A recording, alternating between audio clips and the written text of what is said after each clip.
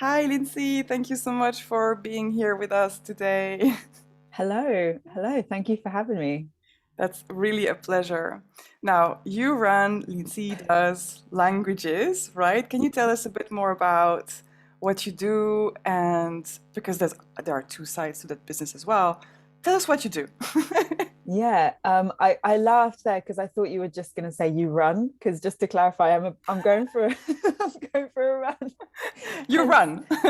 okay, you run. Yes, but yeah, I do also run Lindsay Does Languages. And there are two sides. One side is working with language learners, and the other is working with online language teachers. Um, Predominantly on the learner side, it's about how to learn a language. So I work with learners of all languages, and I love that side of it because, like myself as a learner, I've always been very curious about more than one language. Um, and I have just the most respect for anyone who can learn one language to like complete, dedication because I could not admire that more because that is not me. But for me, I just love the multipleness of it, right? And so working with learners, learning different languages, that really sort of satisfies that side of me as well. But we talk a lot about, so much of it is really just crosses over across the board. It's the how to actually learn a language on your own that we don't always get taught in school language lessons, Mhm. that we don't always get. Sometimes now I think it's better, but it's not always fully integrated into like books or courses and stuff like this.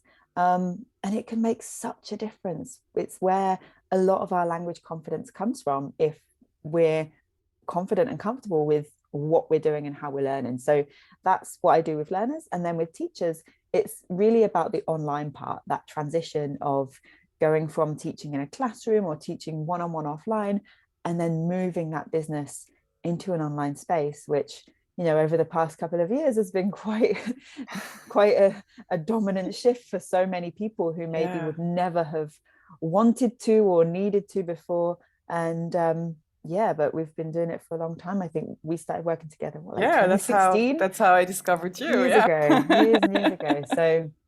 So yeah, they're the two kind of core sides of what I do.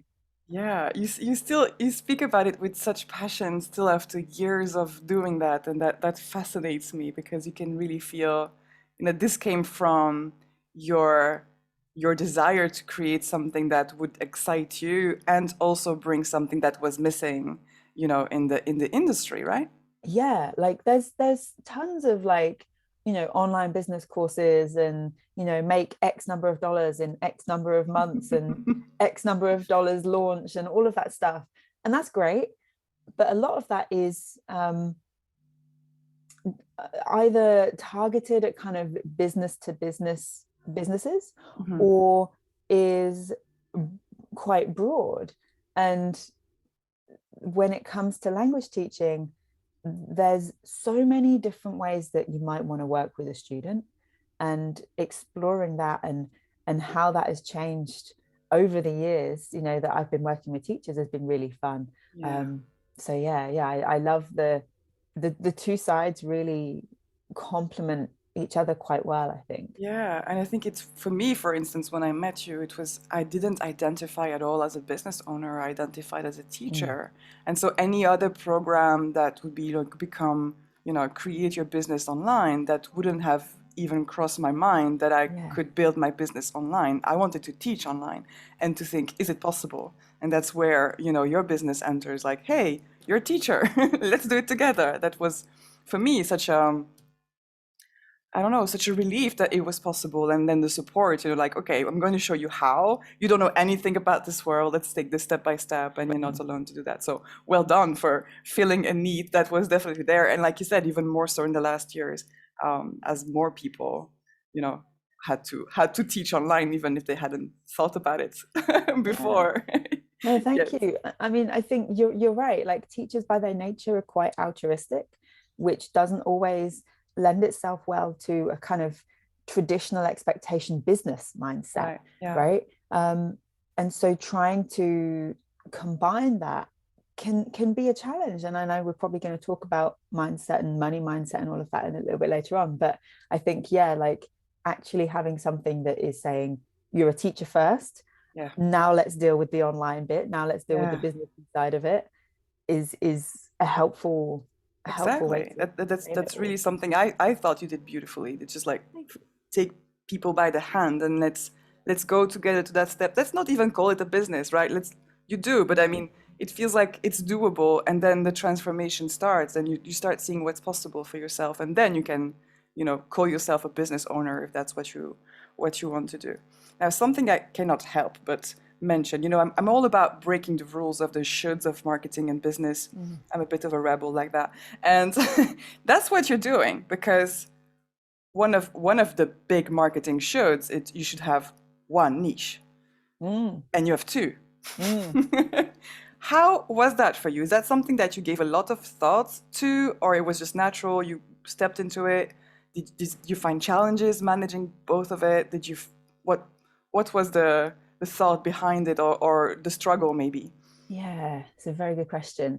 It happened quite accidentally. Like I always meant to work with learners. In fact, at the beginning, I was teaching languages kind of exclusively. I was teaching French, English, and Spanish. And I had started, I'd kind of made the online shift from offline teaching. And so as part of that, I'd started to like add blogs to my website and make videos and stuff. And I added this blog because I was like, how do I actually, like, I'm writing these blogs, I'm making these videos, but it's not like, these people that are watching aren't becoming students. How do I get that bit happening?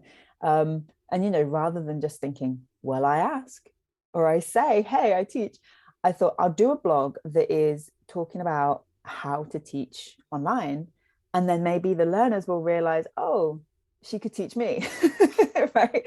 Like it was kind of a kind of weird thought process. Detour, right? Right? That somehow then resulted, like a lot of people then read that and found that, there wasn't as much at that time talking about teaching on Skype. That was a long time ago, right? A long time. This was like 2014, 2015 when I read that.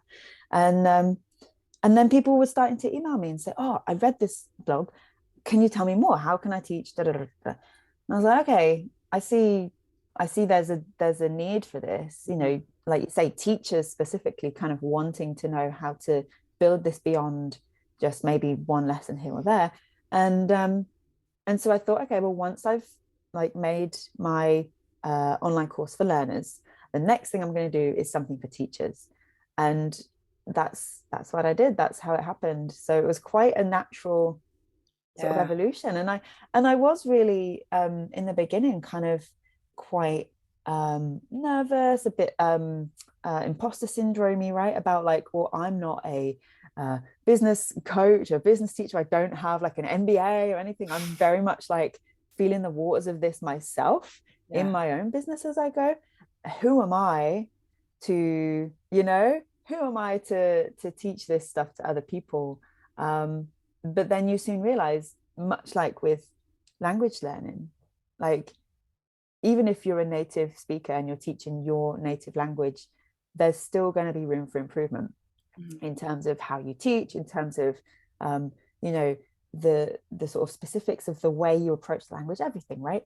And it's the same with this. Like, it's okay that I'm still learning myself, because I, through having that direct contact with teachers, I can connect and I can say, oh, this is what I'm trying out now, and this is how it went. And that's a really great way, I think, to learn for people that are like in the online teaching starter kit as well, to learn that aspect of, this is not fixed. This is not like, number one, make your website. Number two, do this. Number three, do this. Number four, boom. Yeah, like these roadmaps you have that make you feel. I mean, they're important to have roadmaps because they let you feel that you have a little bit of control and you know where you're going. But let's be honest, that's it's just like there's no one roadmap. There's no one roadmap that's gonna fit all, right? Yeah, and that I think it's even quite detrimental to believe that there is, or to hear the message that there is, that this is the way it's done, Well, not for everyone, and not every, and like you said, like you are multi-passionate. For you, doing just one thing would be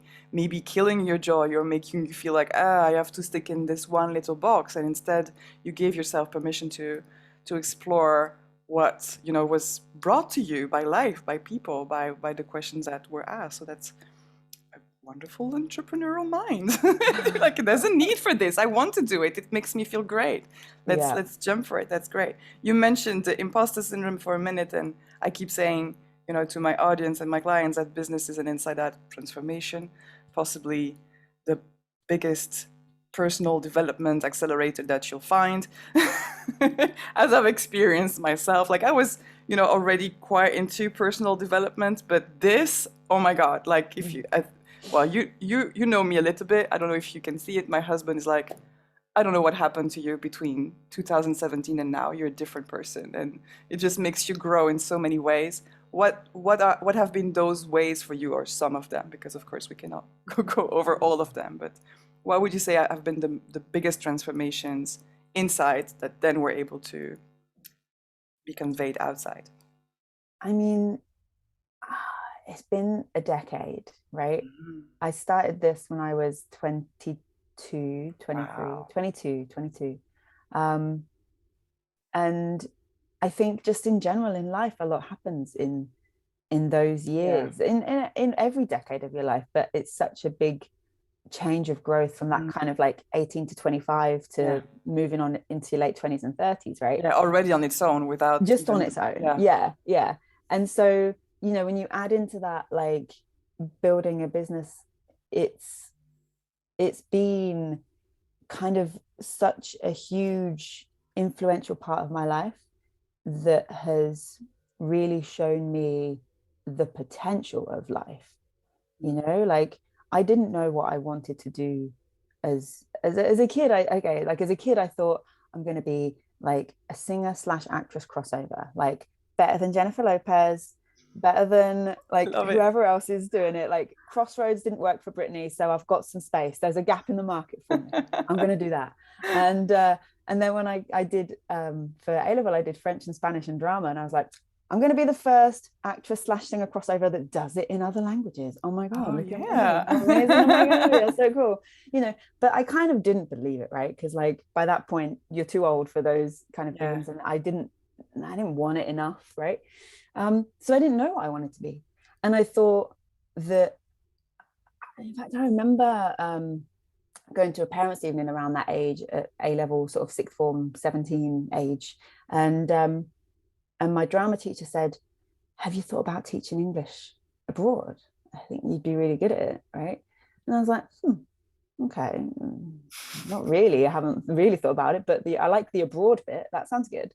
And so I had a place booked at university. I took a gap year and went to Costa Rica and taught English abroad. Like I'd kind of, get a little toe in the water, see what it's like.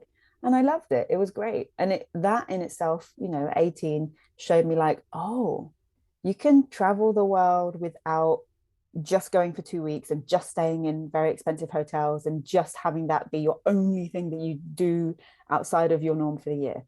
You can do more travel beyond that. Okay, cool. So then when I started the business, I still at that point thought I'm probably just gonna I worked in a school before that as a learner support assistant, and I thought I'm probably just gonna like finish my degree, go into teaching, and just have a stable career, have the summers off so I can go and do that extra bit of travel that I want to do. And that's probably what my life is going to be. I didn't realize that I myself could have the control and the power over choices that would give me so much more potential beyond that kind of very, I'm not criticizing that existence, but beyond that existence. And yeah, I think that's probably the biggest thing is the opening of potential and the realization that, oh, I want XYZ. Okay, how can I adjust my work to make more money to make that a possibility? Yeah. Right. Yeah. Yeah. Rather than, oh, do I ask for a pay rise? Oh, can I do that? Do I need to move jobs? Oh, but then I'm have to move location. And like, I'm in control of all of that. Yeah, You know, I yeah. never really responded well in work to authority. I didn't like being told what to do. I wanted to be in that authority position, and I kind of didn't want to, I wasn't fussed about the kind of climbing the career ladder to get there. I just Mm-mm. wanted You to be wanted to the do the boss of me. shortcut and Yeah. Yeah. So maybe that was what this is. yeah, yeah. No, I love that. It's seeing the potential and you know, I speak a lot about money. We're going to get to that in a moment. And just recently I talked about how we have this invisible glass ceiling, you know, Mm. in when you're an employee, even more when you're an entrepreneur, it can still be there. It's just your mindset, right? But in here, this, like what you just shared with us, this is what it is. It's like I don't want this con- container of the life. Container. That's This such a good is word. right. This is what your life can be, and I felt the same way before starting this journey. Even though I don't think I realized that it would take this shape as a business owner, I just thought I feel contained. I feel like this is what life is about. You find a job, and that was 6 years ago when I started. I was 32, so 10 years older than when you started. Mm. So I had tried the normal life, you know, for a while. I had been at a job. I had been a teacher for 12 years in schools. I had had a kid. I had bought my apartment, and I felt okay. So I'm a good girl. I checked the boxes that, you know, society told me you do that, you do that, you do that. You're responsible. You're mature. You're going to be happy. Why? Why am I not happy? Why do I feel unsatisfied? Because I want the freedom. I wanted to, just like you said, like explode the container, explode the walls, take your space, and be able to invent whatever life you want to live. And that's exactly what you were sharing and what you're doing in a way. You know, even if your life is a certain way today that you chose it to be, if tomorrow you were to change that vision, Mm. you can just make the decisions in your business to You can adapt. change. You can change, Yeah. exactly. You know, like you said, you don't have to ask for a pay raise. You don't have to, you know, or what's the word in English? You don't have to give your demission. Demission? Is that a word? You don't have to Oh, quit your job. resignation. Yes, you Yeah. don't have to give your resignation and then you know find another job somewhere else. You just take your job with you. You adapt. You yes, that does come with difficulties though. Sometimes being your own boss, right? It does. I mean, yeah, like you say, you kind of go through, you check the boxes, and then you go, oh wait, good girls don't make the history books. Yeah, If I if love I that. if I want to make like an impact in this world, you know, like I don't want to be like famous, like celebrity. I don't care about that.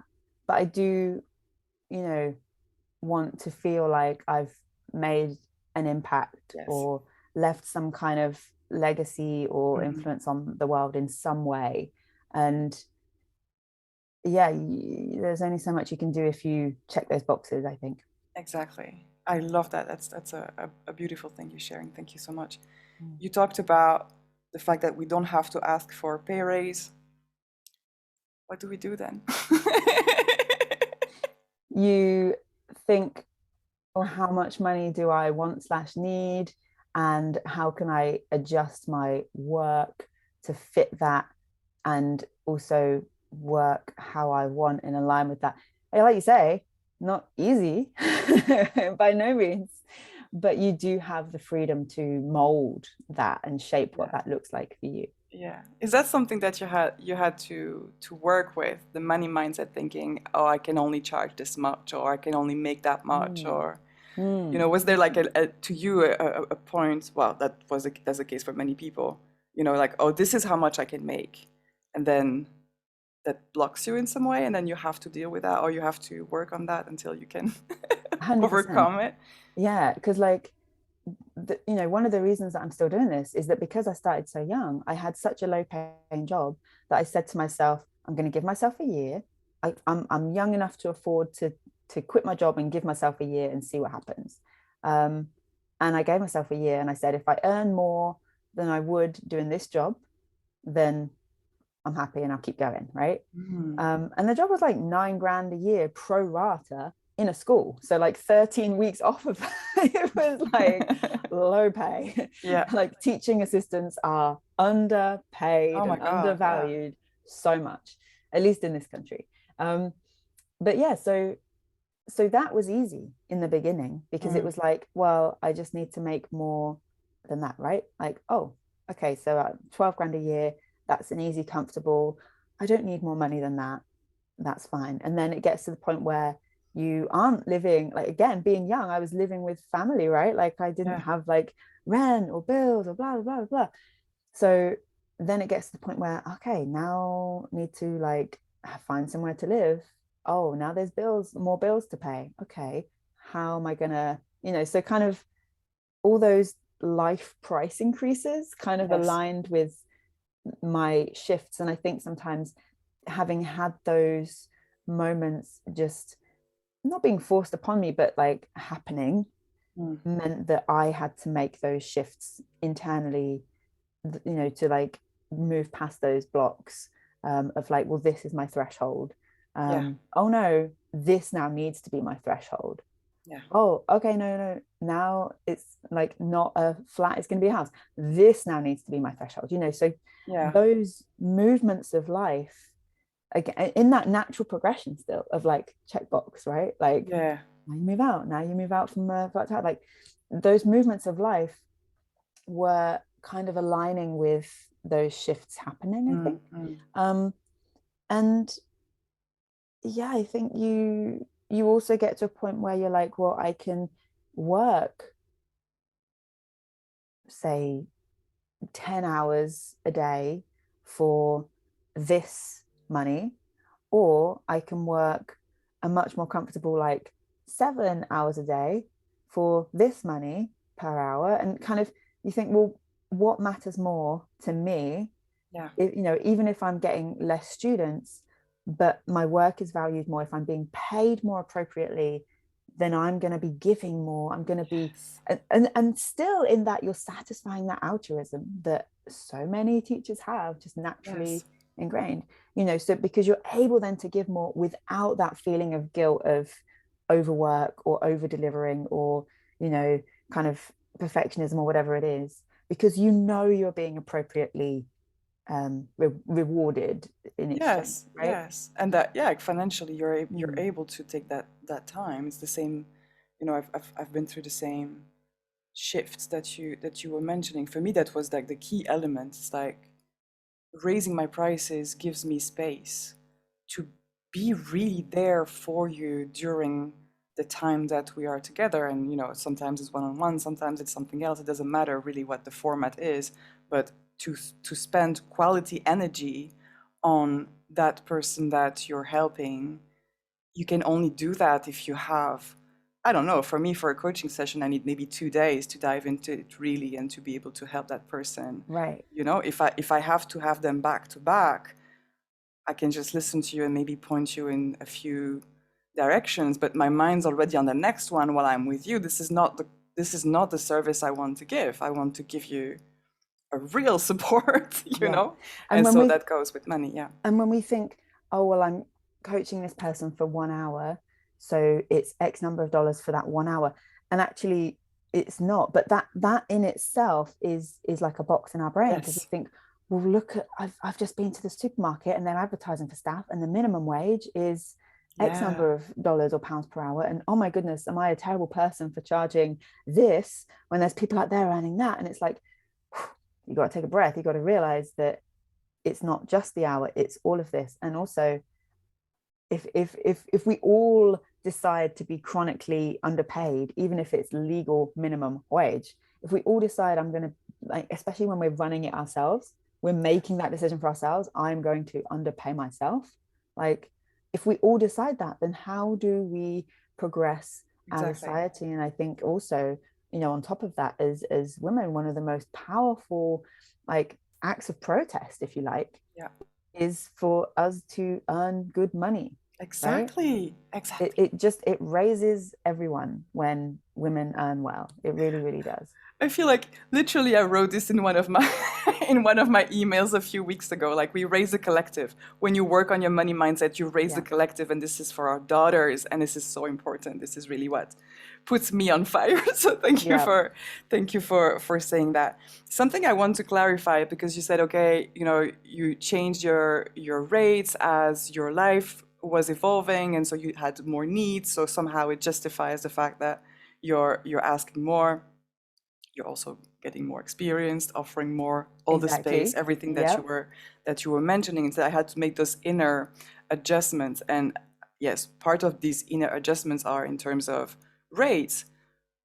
What about the inner critic that tells you, what? Every time you raise your prices? Did you experience that? Because literally, I think every time I raise my price, I want to hide in my bed for 2 weeks or Yeah. 3.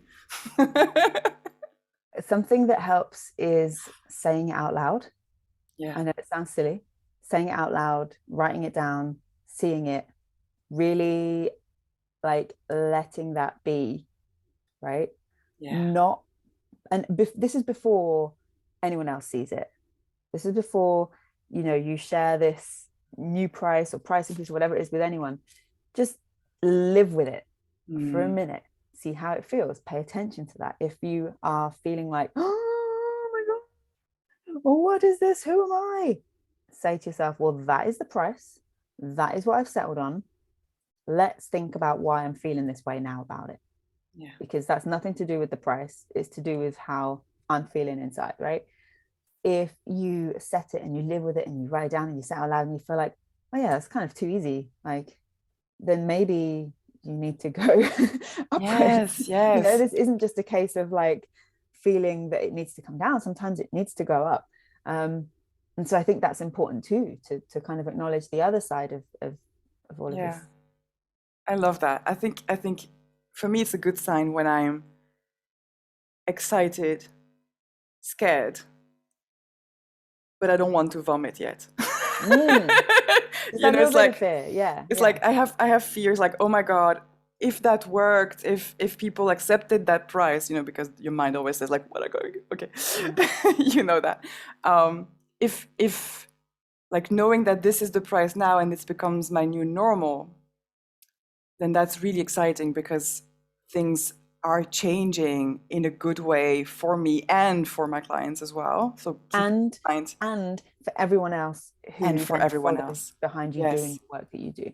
exactly. Because you set new standards, and Mm. especially in for women in general, for teachers specifically, they're in your niche because, like you said, there's this altruistic There's tendency this that there's three elements to it, I think. There's yeah, there's the women's side of it, right? yeah. There's the teacher side of it, but I think also there's the language learning side of it, Oh, where it's kind of what I call like the Duolingo effect, oh, right, where, or right. let's call it the app effect to avoid being sued. But basically, like this idea that language learning should be free, because language learning is a good thing to do. It's good for your place in the world, and therefore it's something that should be accessible for free for everyone. Yeah, Like, yeah, I agree with that sentiment, but I agree with it on the level of there's already a lot available out there for free. If I were to add to that free pile, am I really adding any value to the world of language learning? No, exactly, exactly. absolutely not. But if I am actually charging appropriately for my work and working with less students as a result of that, right? Like I could work with like thousands of people if I was like, yeah, this is free, come along, let's have fun. But I'm not being paid. That's not a business. I'm not a No, that's not the charity, system in which we right? live, right? Yeah. That's not the system we live, right? Unfortunately or not. But how many of those thousands of people that are getting that for free are actually going to value it? Not Exactly, many, not many, exactly. because whatever price you put on your work, it's always going to be too much for someone at that point in their lives, Yes. given their current financial situation, given their current financial priorities. given their current like level of interest in learning languages, that's nothing to do with you. It's not Exactly. a personal attack on you of like, I don't think you deserve to charge this much. I don't want to pay you this much. No, that's not it. It's all to do with the other person's situation that you don't really have access to. And it's Exactly. rude. It's so rude to assume I need to offer this for free because you can't afford my pay for service. How rude to assume that about the people that you want to work with. Whew. I love that approach. Thank you. No, like the gems that you just shared with us. Thank you so much. I feel you felt that. You say Yeah, like, because it is right. Like I wouldn't want someone. Imagine if you walk into like, I don't know, a Rolex shop or whatever, right? yeah, oh And you walk yes, into the shop and they look at you and go, we've got this like we've got cheap. this not even a cheap watch, but like, oh, we've got this leaflet that says Rolex on it. Would you want that? Because you're not here for the watches, are you? Like Pretty Woman, you know, Wow. when she entered that Wow. shop and these women looked at her like, Like, cannot afford really? anything here. Mm. Yeah, that's the same for everything. You're right. It's to Yeah. do with because for me, I work with some teachers, but mostly conscious entrepreneurs. That's how I call my audience. It's like women who want to have an impact and are either teachers or healers or they are in the wellness industry. It's very similar. It's Mm. really this approach of wellness should be free, mental Mm. health should be free. These things you want generally to help. But everything you've shared with us today show us that actually you're helping more when you actually also help yourself. And it's raising the collective. I really like that. Yeah. One last question, Lindsay. Okay. Is there's one piece of advice you would give your 22-year-old self who was about to start this business journey? What would you tell her? I would just say every step of the way, do what feels right and what you enjoy and what lights you up. Like, because that's going to change. The things that tick those boxes are going to change.